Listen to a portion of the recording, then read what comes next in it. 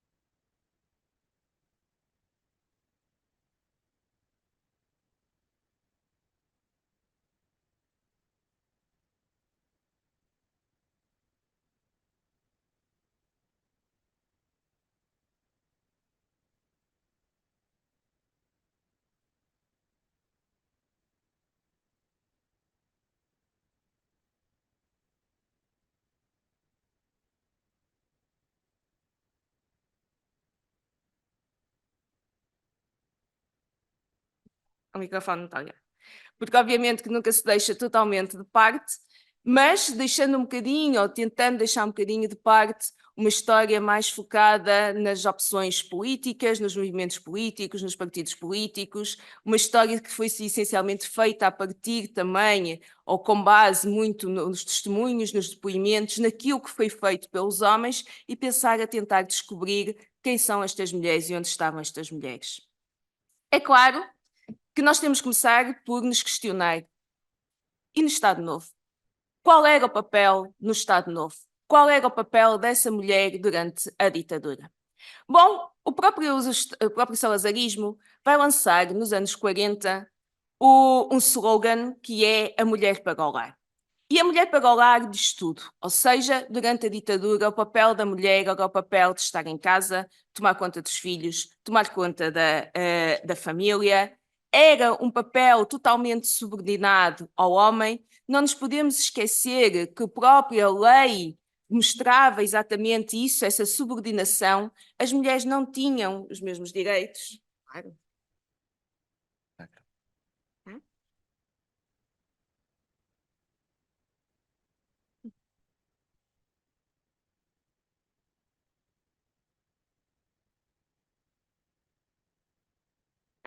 À vontade.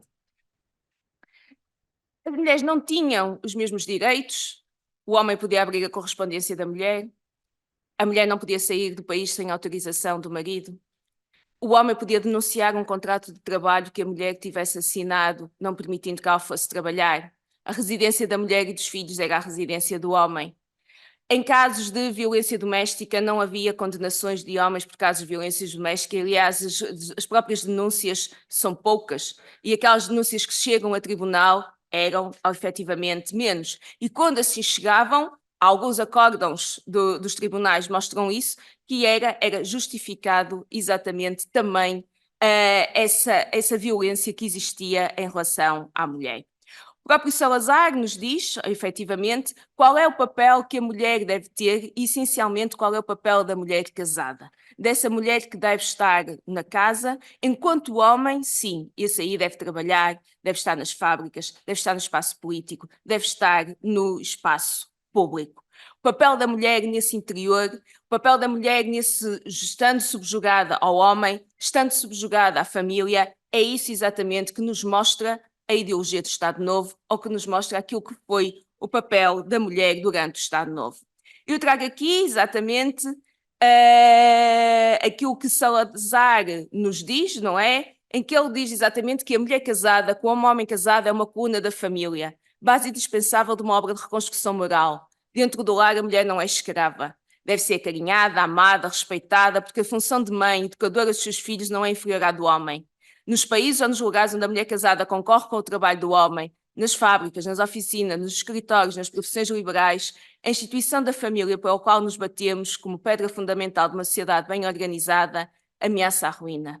Deixemos, portanto, o homem a lutar com a vida no exterior, na rua, e a mulher a defendê-la, a trazê-la nos seus braços, no interior da casa. Não sei, afinal, qual dos dois terá o papel mais belo, mais alto e mais útil. E aqui nos mostra, obviamente, qual era o papel dessa mulher na ideologia do Estado Novo. No entanto, e como eu estou sempre a falar nas aulas e tendo aqui vários alunos, inclusivamente da Unidade Curricular de História de Género, que já me ouviram de alguma forma falar sobre isso, a mulher em casa é fazer parte da ideologia do Estado Novo, mas não era tão bem assim. A mulher sempre esteve fora de casa. A mulher sempre trabalhou, principalmente as mulheres das classes populares, e as mulheres também estiveram na resistência, obviamente. As mulheres também resistiram, as mulheres estiveram envolvidas nos movimentos políticos, as mulheres estiveram na clandestinidade e as mulheres, inclusivamente, procuraram formas de organização em movimentos de mulheres. Movimentos das mulheres, esses que existiram, eu não vou falar dos anteriores, porque senão estaria aqui a dar uma aula sobre movimentos das mulheres, mas vou chamar a atenção, obviamente, para, e já aproximando-nos do final da ditadura, ou da fase final da ditadura, e já do marcelismo, essas mulheres vão sentir necessidade de se voltar a organizar num movimento que pretendesse reivindicar os movimentos das mulheres, como foi o Movimento Democrático de Mulheres. Por que é que eu trago aqui? Exatamente por causa disso, porque no contexto da ditadura e da fase final da ditadura, é este movimento que vai aparecer, de forma, obviamente, podemos dizer que semi-clandestina. Ele não era um movimento legalizado, ele só se irá legalizar depois do 25 de abril de 1974, que é quando isso realmente pode acontecer, mas esta ideia de que as mulheres vão começar a pensar que têm também de reivindicar os seus direitos, de reivindicar um espaço público, de reivindicar direitos cívicos, de reivindicar também direitos das mulheres, das próprias mulheres.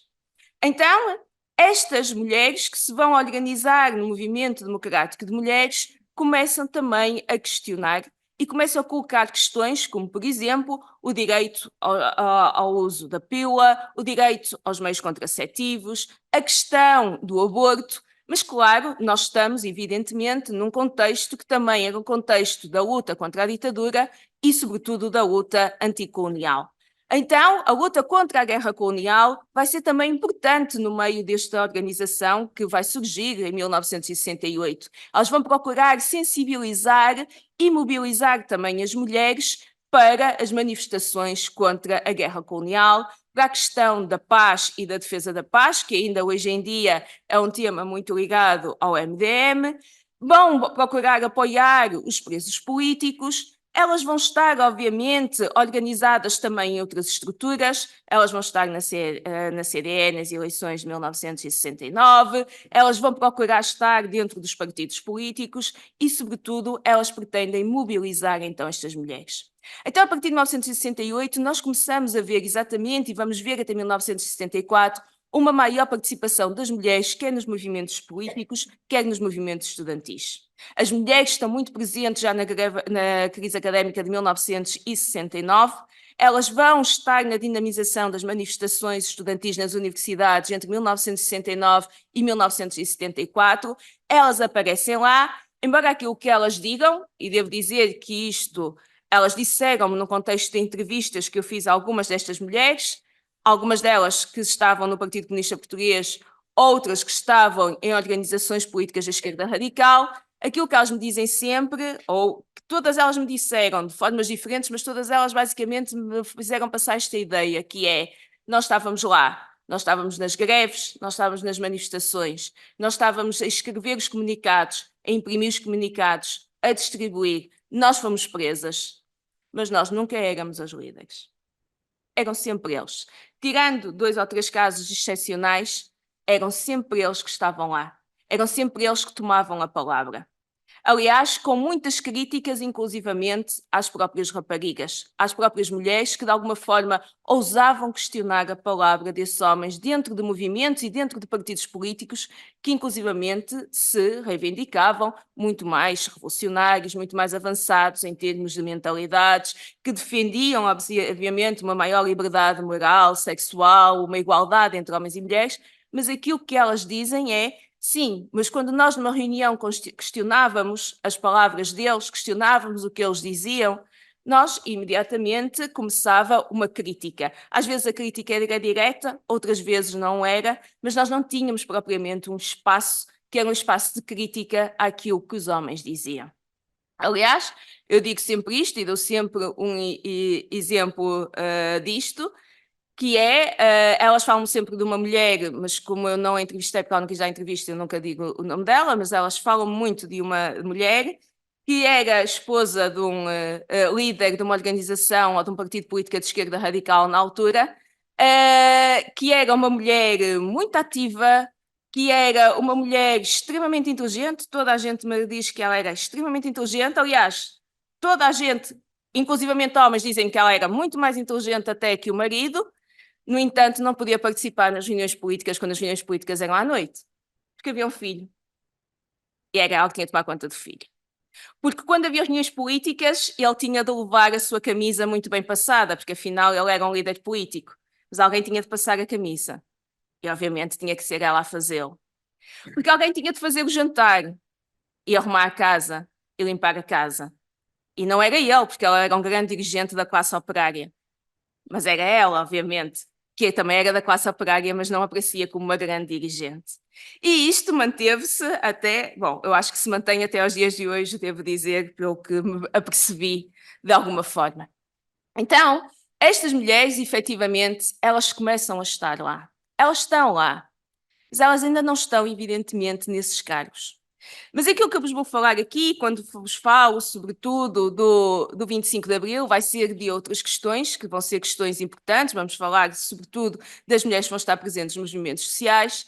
Mas, obviamente, que eu não podia deixar de passar isto, e nesta minha parte mais introdutória sobre a fase final do Estado Novo, dizer que, obviamente, que há uma sociedade que está em mudança, que as próprias novas cartas portuguesas vêm refletir de alguma forma isso mesmo, que é um momento marcante dentro daquilo que nós podemos falar de um feminismo português que estava aqui a nascer e que vai ser, ou seja, aquele feminismo do que nós de alguma forma designamos, apesar do termo vaga ou do termo onda, nós podemos questionar isso, mas que fica, pelo menos ajuda-nos a pensar de uma segunda vaga do feminismo. Há um movimento que já se está a constituir e que aparece aqui ligado também às novas cartas portuguesas, à questão das novas cartas portuguesas, porque depois vai ser exatamente por causa do julgamento das Três Marias, neste processo que envolve as novas cartas portuguesas, que nós vamos ver o aparecimento de uma outra organização, que já irei falar mais à frente, que é o Movimento de Libertação das Mulheres, já no contexto da Revolução. Bom, obviamente, chegamos ao 25 de Abril. Eu trago aqui o poema que já foi em parte lido, por isso também não vou pegar nele e não irei ler. Mas este poema, que é um poema que eu gosto muito e que utilizo, aliás, bastantes vezes, quer nas minhas comunicações, quer nas coisas que eu escrevo, ela mostra exatamente, ou seja, que quando se dá a Revolução, quando se dá o 25 de Abril, estas mulheres estão lá. Estão lá nas mais variadas coisas. Estão lá para fazer a revolução. Estão lá para reivindicar um papel. Estão lá para ir votar. Estão lá para levantar o braço numa assembleia. Estão para falar. Estão para reivindicar os seus direitos. Estão para cuidar também dos filhos, mas para cuidar também delas, para cuidar da família, mas para cuidar de um espaço público, para cuidar de um espaço político. Elas querem também mudar, elas querem construir um outro país e elas querem também um novo espaço para si mesmo. Bom, eu não me vou focar, como eu já disse, na questão das mulheres a participar na participação das mulheres em partidos políticos, não irei falar também da militância, nem sequer irei muito falar sobre as questões do feminismo, irei sobretudo falar daquilo que de alguma forma eu tenho trabalhado mais, que é a participação das mulheres, quer nas comissões de moradores, quer nas comissões de trabalhadores, quer depois a participação das mulheres no contexto da reforma agrária, que é o que eu tenho vindo a trabalhar ultimamente. Bom, a questão das comissões de moradores é uma questão essencial, o processo de ocupações de casas. Se o 25 de Abril ocorre a 25, obviamente, 3 dias depois, a 28 de Abril, começa um processo de ocupações de casas no bairro da Boa Vista, em Lisboa, em que começam a ser ocupadas casas devolutas, que não estavam a ser habitadas, e começa então um processo em que os moradores pobres dos bairros sociais da capital, dos bairros das barracas, estou a falar da capital, mas atenção, porque se em Lisboa é dia 28, no dia 30 já temos as primeiras ocupações aqui no Porto, seja 2 dias depois, 5 dias após o 25 de Abril, começam as ocupações aqui no Porto, e são as mulheres que vão estar à frente destas ocupações. São elas porque, bom, porque se exatamente se o Estado Novo as remete para o lar, para o cuidado da casa, são também elas que sentem as maiores necessidades a nível habitacional. Eu trago aqui as casas do Estado Novo, por exemplo, tinham poucas condições de habitabilidade. 12% não tinham cozinha, 82% não tinham casa de banho, 71% não tinha água canalizada, 62% não possuíam eletricidade. Estas casas, muitas delas, eram autênticas barracas, Muitas famílias alugavam quartos e partilhavam a mesma casa, alugando um quarto onde dormia o pai, a mãe e os filhos. Mesmo nas casas, as casas eram tão pequenas que era muito comum pais e filhos dormirem todos exatamente no mesmo espaço. Muitas vezes praticamente nenhum quarto havia, ou então quando havia era exatamente só um. A falta de saneamento básico, de eletricidade, de água canalizada, são as mulheres exatamente que sentem isso. Se vocês forem ver, inclusivamente, os filmes da época, ou os documentários que foram feitos da época, e as filmagens, vocês veem alguns testemunhos de mulheres a dizer porque estamos todos a dormir no mesmo espaço, pai, mãe, filhos. E era isto exatamente que acontecia. Então, estas mulheres sentem necessidade de, obviamente, ter melhores condições de habitação. Então, são elas que vão estar à frente destes movimentos de ocupações de casas.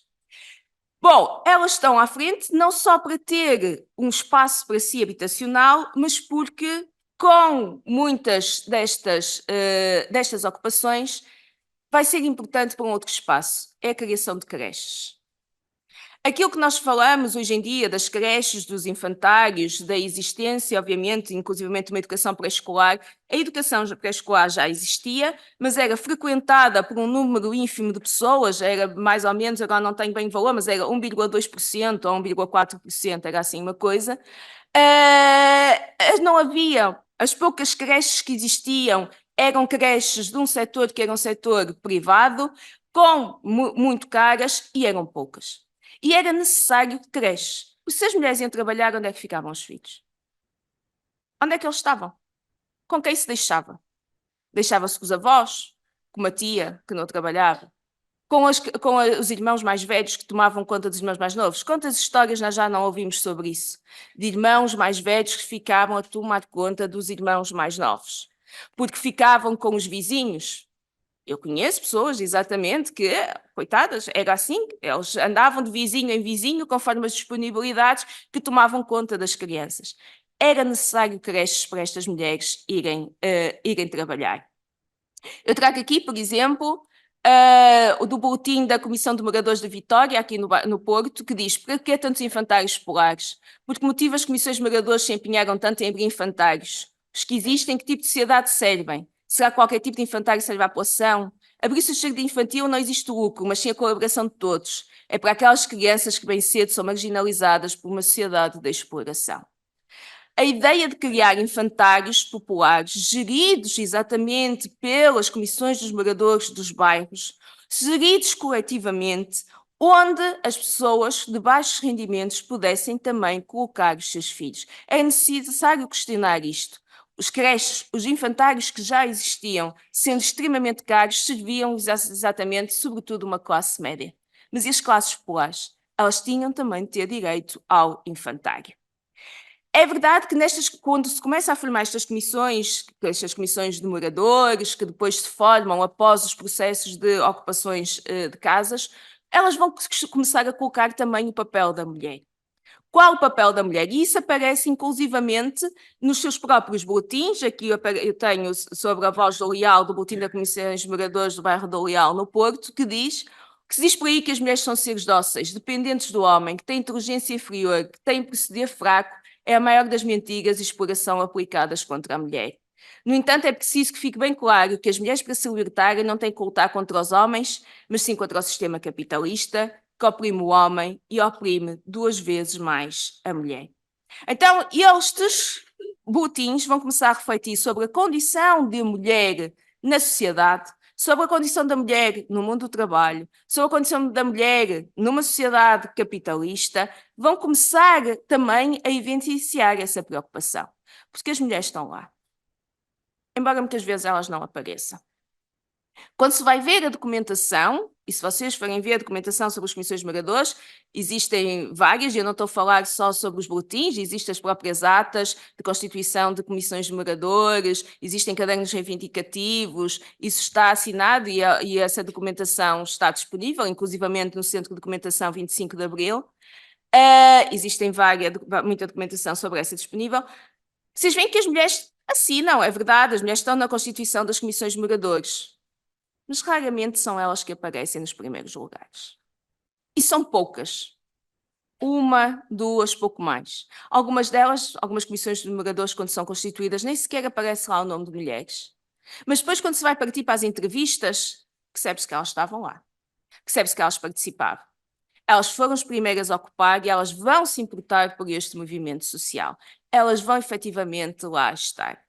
Eu conto sempre esta história, que foi uma história que me foi contada também numas entrevistas que eu fiz, que é no bairro do Rio Seco. O bairro do Rio Seco é um bairro popular na zona da Ajuda, em Lisboa. A Ajuda já por si é uma zona popular em Lisboa, e em que me falavam exatamente sobre a Comissão de Moradores do Rio Seco quando foi formada, e que me falavam sempre de uma mulher que eu não entrevistei porque ela já tinha falecido, e diziam sempre, bom, porque ela é que estava a dinamizar, era ela que estava nas ocupações de casas. Quando era preciso ir falar com o Copcom, porque às vezes era preciso ir falar com o Copcom porque pretendia-se desalojar estas ocupações, por isso o Copcom geralmente protegia as ocupações. Quando era preciso ir falar com os partidos políticos, era ela que ia. Mas o nome dela nunca aparece em nenhum documento. Quem assina é o marido e o filho, nunca ela. As entrevistas dizem-me sempre, eles falam sempre disso, que o marido e o filho, bom, sim, estavam lá porque ela também ia, ela arrastava-os para ir também, mas era ela, evidentemente, ela era a líder naquele sítio, era a líder das ocupações, era a líder da Comissão de Moradores, mas nunca o seu nome apareceu escrito. Por isso, quando nós vamos trabalhar exatamente só com as fontes escritas, o nome dela nunca irá aparecer, porque efetivamente parece que ela não está lá. Bom, então, as mulheres que estiveram nestas comissões de moradores estiveram bastante ativas, estiveram na gestão, inclusivamente, das creches, dos infantários populares. Há um trabalho que está a ser feito aqui na faculdade, no âmbito do mestrado em História Contemporânea, sobre uma destas ocupações num bairro aqui do Porto, que deu origem a uma creche que era uma creche popular, e depois um infantário popular, onde, evidentemente, numa gestão coletiva, as mulheres estiveram muito presentes numa fase inicial, nesta gestão do próprio infantário, tendo depois das mulheres desaparecido dessa gestão até aos dias de hoje, onde a gestão dos infantários é feita exclusivamente por homens. Bom, mas se as mulheres estiveram também neste movimento social, nestas comissões de moradores, elas vão estar presentes também em outras lutas. Elas estão presentes nas comissões de trabalhadores. Elas estão presentes nas ocupações de fábricas. Elas estão presentes num controle e na gestão da produtividade. As mulheres estão presentes quando as fábricas, e aqui na zona do norte isso acontece menos, mas na zona do sul e sobretudo na cintura industrial de Lisboa, onde vai-se ter, durante o processo revolucionário, várias fábricas, várias empresas que vão fechar, os proprietários decidem fechá-las, alguns deles decidem inclusivamente sair do país e irão regressar já com o final do processo revolucionário. Muitas delas, neste processo de encerramento das fábricas, obviamente os trabalhadores iam ficar desempregados e as mulheres estão presentes nessa luta contra o desemprego, contra os despedimentos. Elas estão presentes nas greves, elas estão presentes nas manifestações, mas não só. Elas vão ocupar também as fábricas, elas vão procurar criar comissões de trabalhadores, elas vão fazer uma gestão total do controle operário, daquilo que nós chamamos de controle operário dentro das próprias fábricas.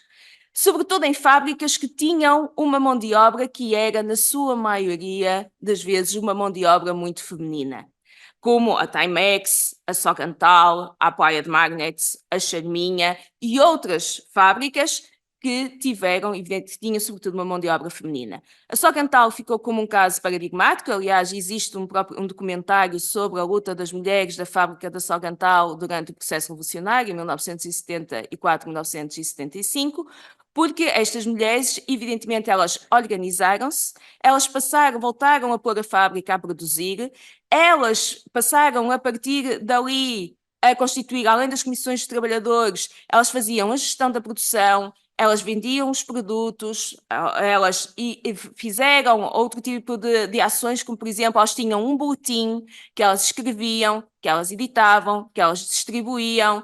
Elas dinamizaram sessões de teatro das próprias operárias das fábricas, que criaram uma pequena companhia de teatro e faziam sessões de teatro. Elas dinamizaram sessões de cinema, chamaram pessoas, inclusivamente do próprio MFA, dos partidos políticos, para ir lá falar, ou seja, eles tiveram também uma atividade cultural extremamente importante. Era preciso manter, obviamente, estas fábricas em funcionamento, era preciso manter a produtividade e estas mulheres vão estar muito presentes e vão, sobretudo, ser elas. Isto é uma forma para estas mulheres que até aí não tinham tido experiência e nenhum tipo de experiência deste género, porque vocês imaginem, saindo de uma ditadura onde o papel da mulher, mesmo no contexto de trabalho, era essencialmente não estar em lugares de direção, não estar em lugares com uma posição de direção ou de liderança, e de repente estas mulheres vêm-se na contingência de estar nestes lugares. Isto é uma aprendizagem que é feita por elas, à custa delas e em pouquíssimo tempo. Estas mulheres não têm nenhum tipo de preparação prévia. Estas mulheres não vão de repente tirar um curso de gestão, não é? Mas elas têm de aprender a fazer essa gestão. Estas mulheres não têm cursos de contabilidade, mas têm de o aprender a fazer também de repente. Então, para elas, obviamente, é um processo que eu imagino que tenha sido um processo difícil em si, mas é um processo também de conquista de um espaço. E de um espaço de aprendizagem, mas também de um espaço de emancipação destas mulheres. Elas de repente percebem que são capazes de fazer coisas que 4, 5, 6 meses antes elas nunca julgariam que eram capazes de fazer. Mas foram e fizeram, obviamente. Bom, é claro que estas reivindicações das mulheres neste contexto laboral, durante o processo revolucionário, vai estar ligado a outras questões. O salário igual para trabalho igual, aliás, que nós ainda não atingimos. Os dados que nos dão para a atualidade mostram que em Portugal a diferença salarial entre homens e mulheres anda à volta dos 16%, em que as mulheres ganham efetivamente menos de 16% do que os homens, estando a aumentar. Ou seja, para as gerações mais velhas, ou para a minha geração, a diferença é 16%. No entanto, os dados que nos foram revelados a semana passada mostram que para as gerações mais novas, ou seja, para a vossa, a diferença salarial entre os homens e as mulheres está neste momento nos 23%. Por isso, está a aumentar essa diferença em vez de diminuir. Claro que era a luta pelas 48 horas semanais, a abertura de creches, infantários, salas de amamentação, o reconhecimento nos órgãos representativos das comissões de moradores, a abolição de privilégios, a própria melhoria das condições de trabalho, que está muito também presente nestas mulheres que vão reivindicar melhorias a nível do trabalho e das condições de trabalho.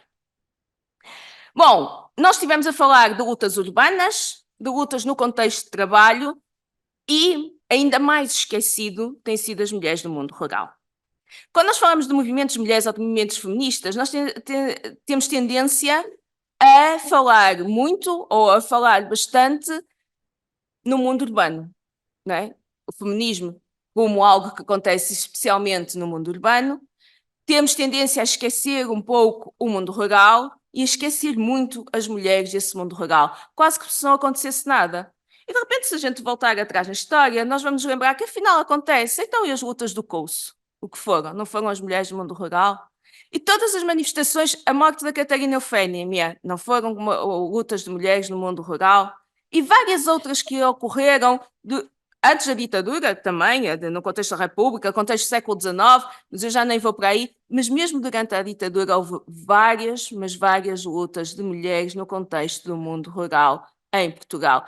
Não só no Sul, nós estamos essencialmente focados no Sul, mas não só do Sul, no Norte também, por causa também da questão dos baldios. Eu essa parte já não vou aqui falar, porque não trabalho a questão, por enquanto. Qualquer dia de trabalhar também a questão dos baldios.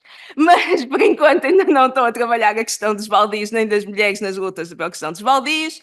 Mas as mulheres na reforma agrária têm sido os últimos trabalhos que eu tenho estado efetivamente a fazer. Eu trago aqui uma fotografia. Esta fotografia é do Diário do Alentejo, está disponível na net, que eu gosto muito, eu gosto especialmente, e é por isso que a trago sempre e a passo sempre nas aulas, porque nela vê-se, e sobretudo mulheres. Também existem os homens lá atrás, como vocês conseguem ver ou conseguem perceber, mas são sobretudo as mulheres que estão aqui numa manifestação da reforma agrária pela questão da terra, que estão de braço no ar, também um símbolo muito próprio da Revolução e que se mantém até aos dias de hoje, que estão ali presentes e que estão bem presentes e que estão numa atitude que é uma atitude reivindicativa. E estas mulheres, no grande latifúndio alentejano, elas vão estar presentes e bastante presentes, mas não só no processo de ocupações de terras, também no processo de desocupações, que é um processo ainda mais traumático, que é um processo de que se fala muito menos, inclusivamente nas entrevistas que eu estive a realizar, e eu estive a realizar essencialmente no Distrito de Beja, as mulheres falam do processo de ocupações, mas é um processo até onde elas estão menos presentes. Elas estão muito mais presentes no processo de desocupações. Elas estão muito mais presentes na resistência às desocupações. E esse é um processo muito mais traumático de falar. Mas passando ao processo de ocupações de terras.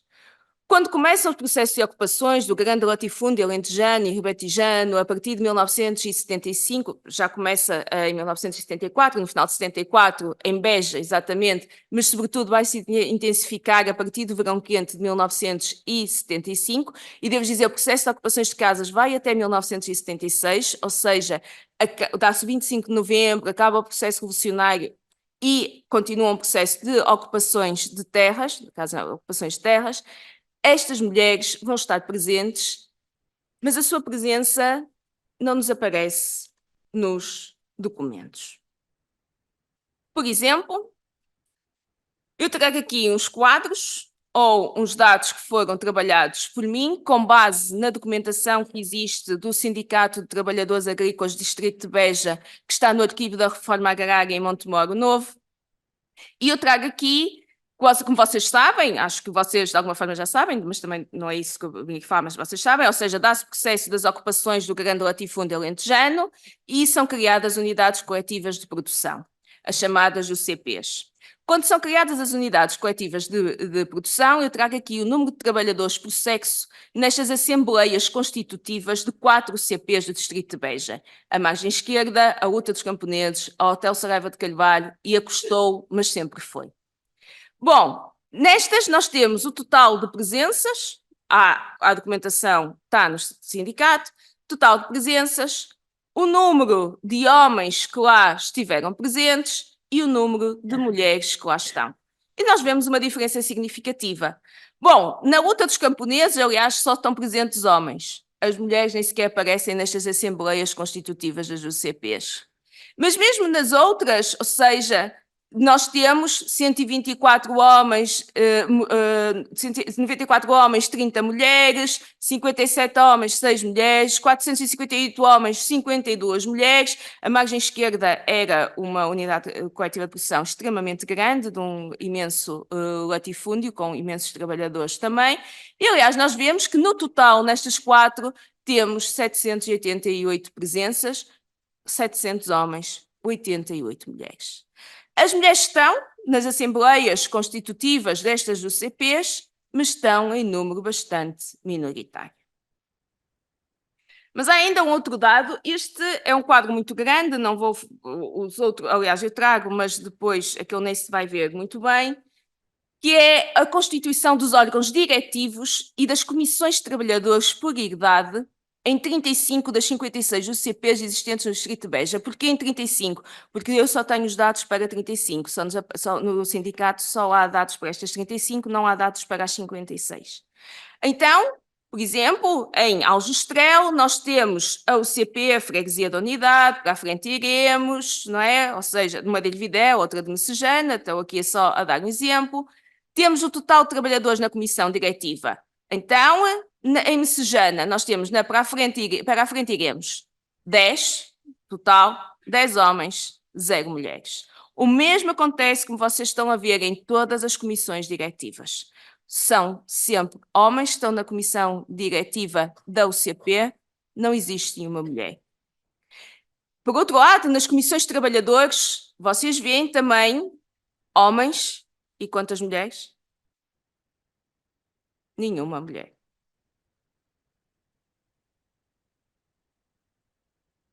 Onde estão aqueles zeros todos? Aqui não dá para ver isto tudo, aqui não fica muito bem, mas é da comissão diretiva, vocês vão ver, não é? Homens, são todos homens, nenhuma mulher. Comissões de trabalhadores, exatamente a mesma coisa. Vocês têm ali à vossa direita. A última é as mulheres que estão presentes nas comissões de trabalhadores destas CPs. Nenhuma mulher. Vocês podem ver o número total. Nenhuma mulher está nestas comissões. Ou seja, elas estão presentes nas ocupações. Elas vão estar presentes nas ocupações, elas vão lá estar, elas dizem-nos isso das entrevistas, elas trabalham nas UCPs, atenção, sobretudo elas fazem trabalhos como, por exemplo, o trabalho de escritório é um trabalho que é muito feito por mulheres. E sabem porquê? Porque as mulheres eram mais escolarizadas que os homens, mesmo no Alentejo. Então, geralmente no trabalho de escritório são elas que estão. Também quando estas UCPs têm, e muitas delas vão ter pequenas mercearias ou de escoamento de produtos, mas de venda de produtos, mercearias de venda de produtos, são elas que estão na venda de produtos, são elas que estão nas mercearias. São elas que muitas vezes tratam inclusivamente a contabilidade, porque lá está, têm mais estudos. Mas elas nunca aparecem nos órgãos dirigentes. Era como se de repente, se nós formos ver apenas estes dados, elas não existissem ou não estivessem lá. E as poucas que vão começar depois a aparecer são exatamente estas, ou seja, estas mais escolarizadas e estas que têm estes trabalhos mais administrativos. As outras não. Existem vários motivos para isso. O primeiro motivo tem a ver com a questão do trabalho, ou seja, são poucas as mulheres trabalhadoras rurais alentejanas que trabalham com um contrato de trabalho o ano inteiro. Grande parte delas são contratadas e continuam a ser contratadas já depois do 25 de Abril por trabalho à jorna. Elas são contratadas para fazer um determinado trabalho, seja na altura da ceifa, da monda, da apanha de tomate, da apanha da azeitona. Elas são contratadas para fazer esse trabalho, num trabalho que é pago, pode ser ao dia, pode ser à semana, mas geralmente é pago por dia de trabalho, e elas não estão lá o ano inteiro. Então essa é a justificação que é dada pelo próprio sindicato e nos papéis que aparecem no sindicato, pelo próprio sindicato, para estas mulheres não estarem nos órgãos dirigentes. Elas não estão porque elas não trabalham o ano inteiro. Podem trabalhar 3 meses, 4 meses, 5 meses, 6 meses, 9 meses. Apesar de existirem algumas que trabalham o ano inteiro, são poucas aquelas que o faziam. Então essa é uma das justificações. A outra, evidentemente, é porque ainda está aqui uma concepção em relação ao próprio trabalho da mulher e ao papel que a mulher tinha de ter, que é a mulher, essencialmente, vai continuar a trabalhar em casa, a tomar conta da casa, a tomar conta dos filhos, da família, fazendo o mesmo que fazia durante a ditadura, ou seja, trabalhando quando a sua mão de obra era necessária, porque o seu salário, porque o seu rendimento é fundamental para equilibrar o orçamento doméstico, mas não durante o ano inteiro. Esse rendimento é importante, mas o seu principal papel continua a ser o de mãe e o de esposa. No entanto, efetivamente, elas estão presentes. Mas isso apenas é dado pelas entrevistas, porque depois, quando a gente passa à análise do que existe no próprio sindicato, parece que de alguma forma elas não estão. Mesmo no sindicato, atenção, eu não trago aqui os dados para o sindicato, mas mesmo no Sindicato dos Trabalhadores Agrícolas do Distrito de Beja, nós temos a presença apenas de 2 mulheres. E só existem mais que estão sindicalizadas, estou a dizer nos órgãos de direção do sindicato. Mas só uma delas vai estar muito pouco tempo e só uma, que é a Luzia Vereda, é que se vai manter durante vários anos na direção do sindicato. E depois nós podemos nos perguntar, mas porquê que a Luzia Vereda se mantém na direção do sindicato quando existem mulheres sindicalizadas, elas estão sindicalizadas, mas porquê que as outras não estão? E há aqui vários fatores. Primeiro de tudo, a figura da própria Luzia Vereda. Ela vinha de uma família comunista, implicada politicamente, que o pai e a mãe tinham sido presos políticos, por pertencer ao Partido Comunista durante a ditadura, ou seja, ela vinha de uma família bastante politizada. Ela própria esteve ligada ao Partido Comunista, nem sempre esteve, ela depois vai sair do Partido Comunista e vai para a UDP, mas ela na altura estava ligada ao Partido Comunista. Ela própria tinha uma intervenção política muito grande. Depois, por uma outra questão, ela não tinha filhos. E isso ela diz. Ela diz nas entrevistas. A questão de eu não ter filhos era importante, porque era só eu e o meu marido. Ela vai ter filhos já mais tarde, mas na altura não os tinha. Porque era só eu e o meu marido. Por isso, enquanto as outras tinham de ficar em casa a cuidar dos filhos, eu podia ir às reuniões, eu podia ir às reuniões a Lisboa, eu podia me deslocar, eu podia muito mais facilmente ir às reuniões que eram, grande parte delas, ou à noite ou ao fim de semana. Eu podia fazer trabalho sindical ao fim de semana, eu podia fazer trabalho sindical ao final do dia, porque eu não tinha efetivamente de vir para casa. Há duas outras coisas que nos aparecem nas entrevistas e que só as entrevistas mostram isso. Bom, as fotografias também. Nas fotografias, nas manifestações, como nós vimos daquelas, as mulheres estão muito presentes, mas elas nas entrevistas dizem isso e vão dizer exatamente como elas de repente foram a Beja, a Évora, a Lisboa. Foram para as manifestações, deixavam os filhos com as avós e iam para as manifestações. Mas há um outro dado importante que elas dão nas entrevistas. Primeira vez que elas falaram numa assembleia ou numa reunião.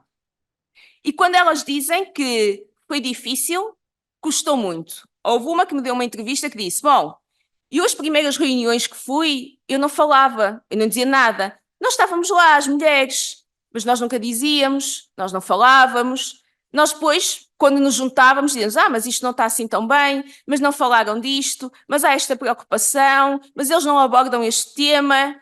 Mas nós nunca, quando chegávamos lá, parecia que não tínhamos coragem de falar. Um dia eu enchi-me de coragem, levantei a mão e falei. E até hoje nunca mais me calei.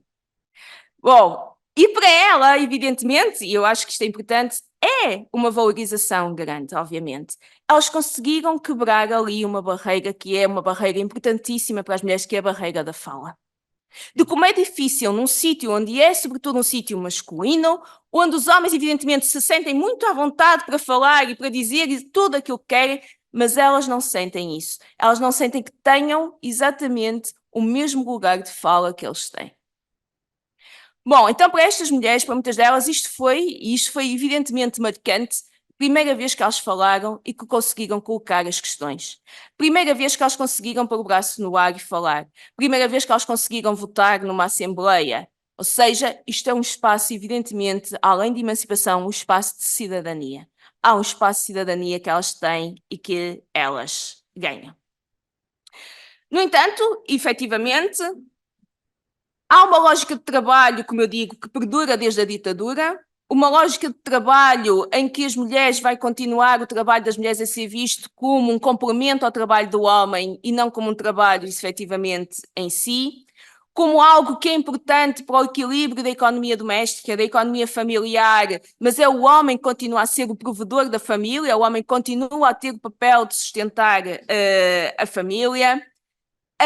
Estas mulheres vão ter efetivamente dificuldades em participar neste processo, dificuldades não só da fala, mas elas vão começar, elas próprias dizem nas entrevistas, bom, quando eu deixava o meu marido e o meu filho à noite em casa ir para as reuniões ou para ir para Lisboa para uma manifestação, eu era muito criticada, e era inclusivamente criticada dentro da própria família.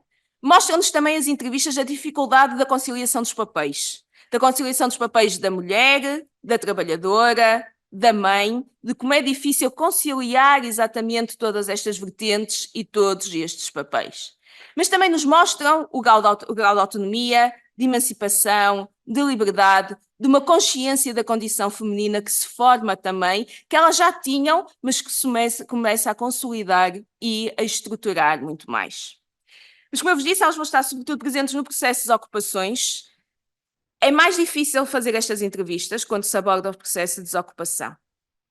É um trauma, porque estas mulheres foram violentamente agredidas pela polícia. Ou seja, quando sai a Lei Barreto e começa todo um processo de desocupações das herdades, os trabalhadores, nem todas as herdades existe resistência, atenção, mas naquelas em que existem resistência, os trabalhadores resistem, organizam-se dentro da herdade e é a polícia, a GNR, que vai retirá-los de dentro da herdade. Num processo que inclusivamente está no arquivo da própria GNR, cada desocupação tem uma ficha individual no arquivo, feita pela própria GNR, que mostra como os processos em si foram violentos. Eles inclusivamente descrevem a violência que existiu nesses processos, e estou a falar de um arquivo feito pelos próprios GNR. Pois, obviamente, existe uma memória dos trabalhadores. Nesse processo, as mulheres são as mais combativas. São elas que vão liderar as manifestações contra o processo de desocupações, e são elas que vão lá estar, inclusivamente, e eu digo a dar o corpo ao manifesto no sentido de verdadeiramente dar o corpo a nível físico, porque são elas que vão entrar em confronto com a polícia. A violência é muita, de tal forma que várias mulheres tiveram de receber tratamento hospitalar porque foram violentamente espancadas com cacetetes, aos pontapés, à bofetada, a roupa rasgada, num processo de desocupação. Inclusivamente com agressões que têm a ver com a sua própria sexualidade, algumas delas físicas, de agressão sexual física, outras delas de agressão verbal, obviamente sobre a sua própria condição de mulher.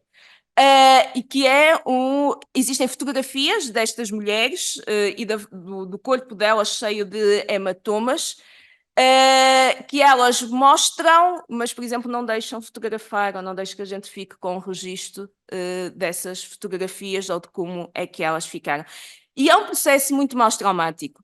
E depois, quando se pergunta o porquê delas estarem lá, elas dizem, bom, porque aquela terra pertencia a todos, porque aquela terra também era do meu marido e dos meus filhos. Porque não era delas, porque lá está, elas não trabalhavam lá efetivamente um ano inteiro, elas só iam trabalhar alguns meses, mas elas sentiam como também fosse delas, porque era uma terra que era de comum a todos, que era de comum da família, porque elas sabiam que garantia de alguma forma um trabalho para o marido e um trabalho efetivo para o marido, para os filhos e uma melhor condição da vida delas e da vida familiar. Mas, como eu digo, este é um processo ainda mais demorado, uma história ainda mais demorada de se fazer. Bom, eu já estou aqui a falar há bastante tempo. Existem, obviamente, outros processos a nível. Eu não vou falar sobre a questão sindical, porque eu não tenho trabalhado a questão sindical.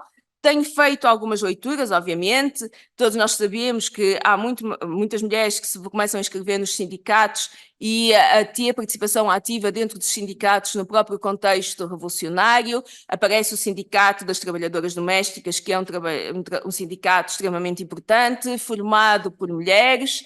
Ainda agora foi financiado um projeto para analisar as cartas dessas mulheres, dessas trabalhadoras de serviços domésticos, as cartas que existem no sindicato que está na CGTP.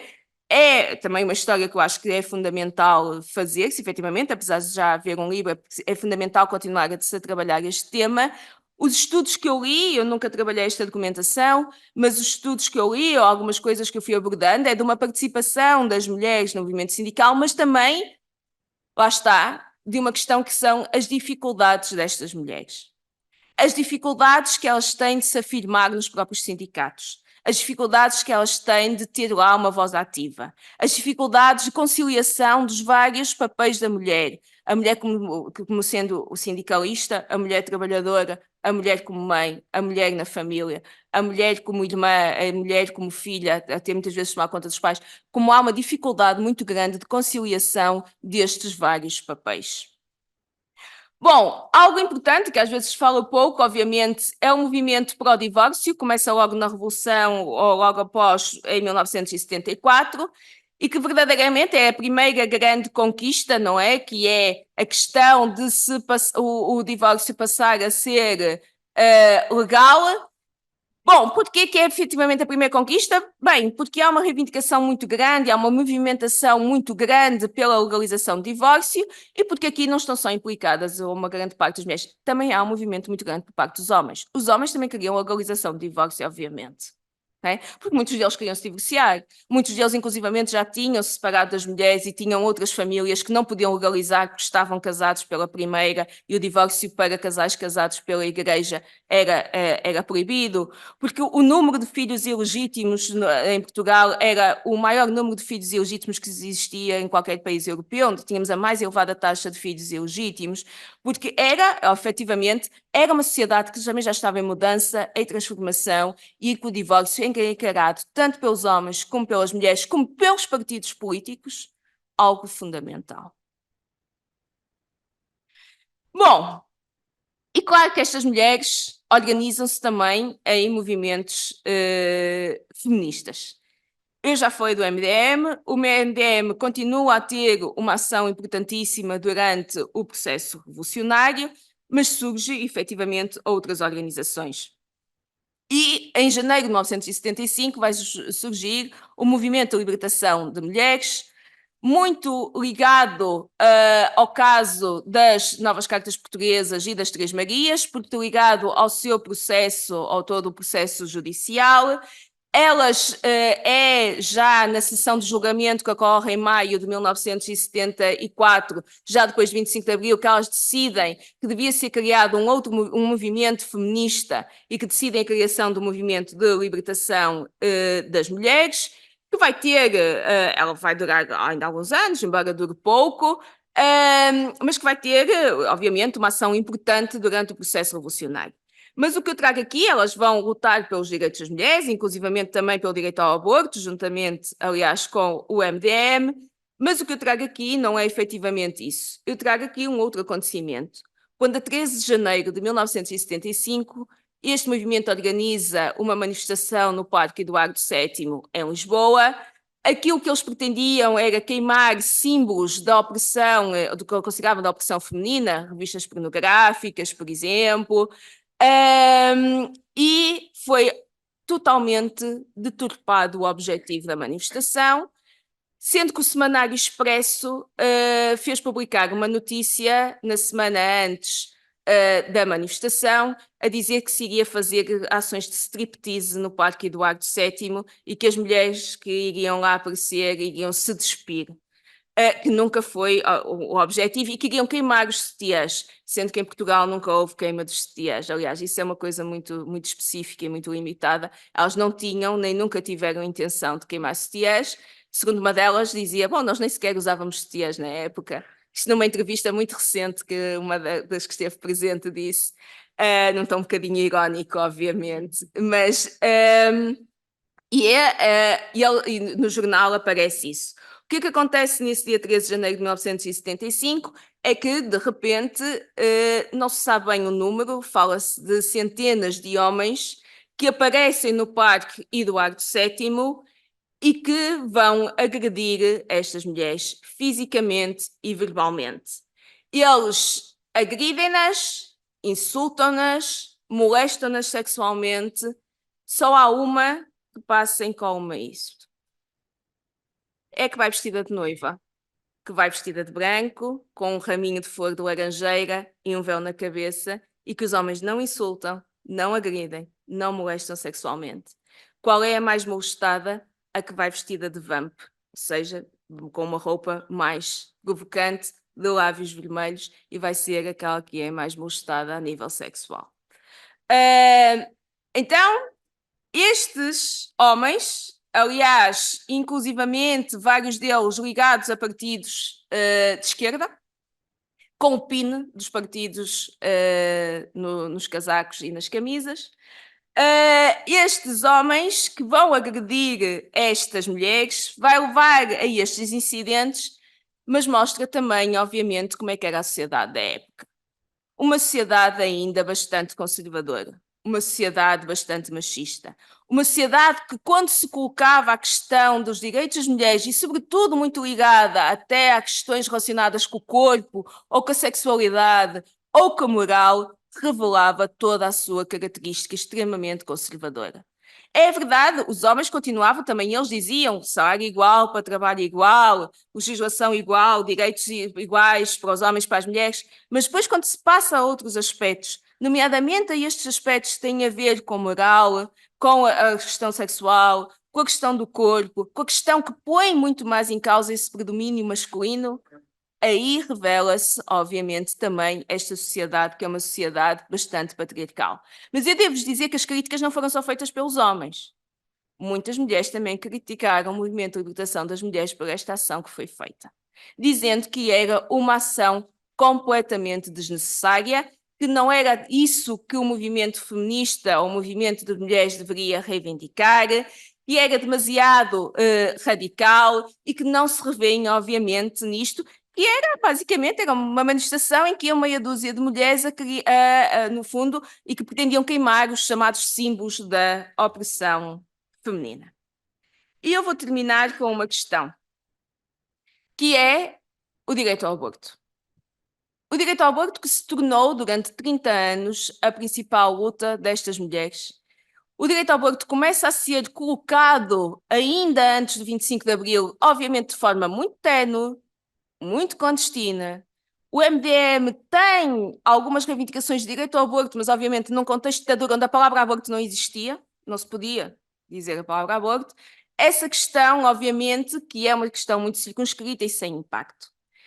O direito ao aborto, a questão do aborto, começa a ser efetivamente muito mais colocada a partir da Revolução, a partir de 1974, com avanços, com recuos, com retrocessos, mas foram evidentemente 30 anos de luta.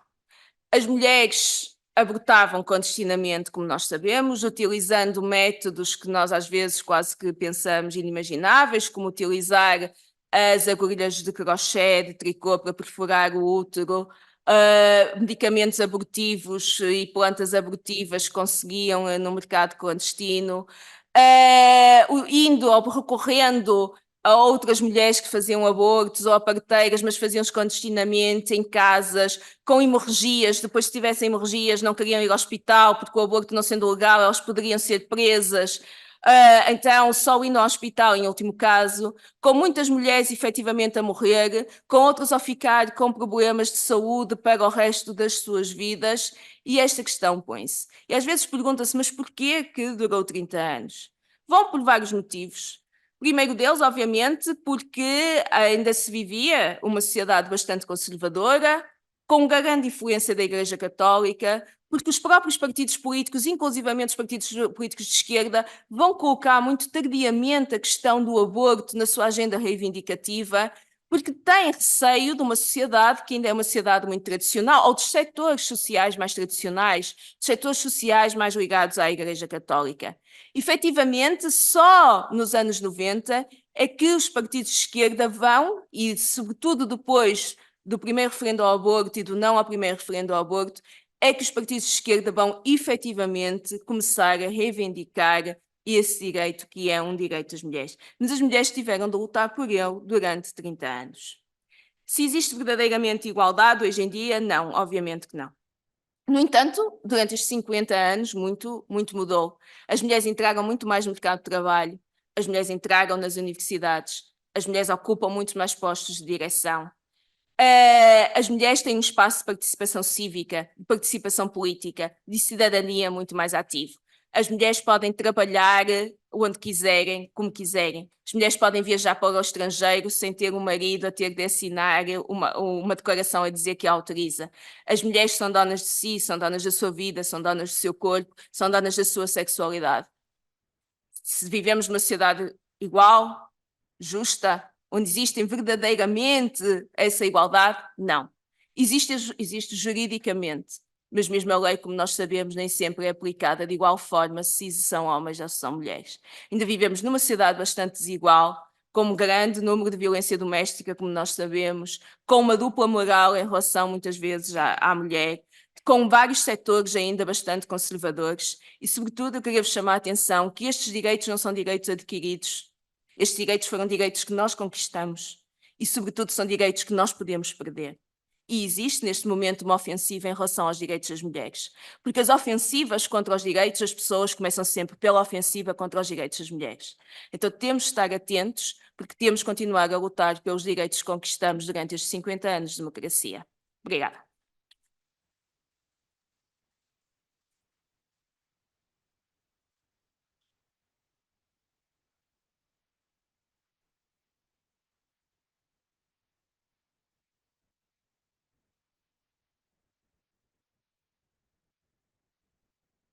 Portanto, antes de mais nada, pedi à professora só que parasse de apresentar o PowerPoint e propunha agora que abríssemos 2 rondas com 3 perguntas cada uma. Por isso, estejam à vontade caso as tenham. Diz? Stop share ali em cima, professora. Aonde? Ali o vermelhinho, está a ver a parte?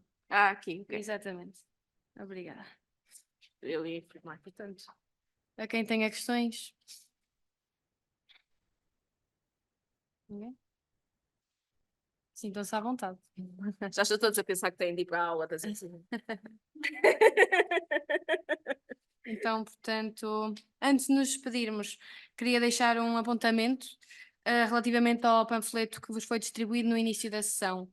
Como é sabido, o Núcleo Académico de História integra a Comissão Promotora do Museu da Resistência e da Liberdade, no Porto, e falo por entender como um imperativo democrático que se salvaguarda a memória da resistência ao fascismo no edifício onde, no Porto, a polícia política do regime deteve, torturou e humilhou aqueles que ousaram lutar ativamente pela liberdade.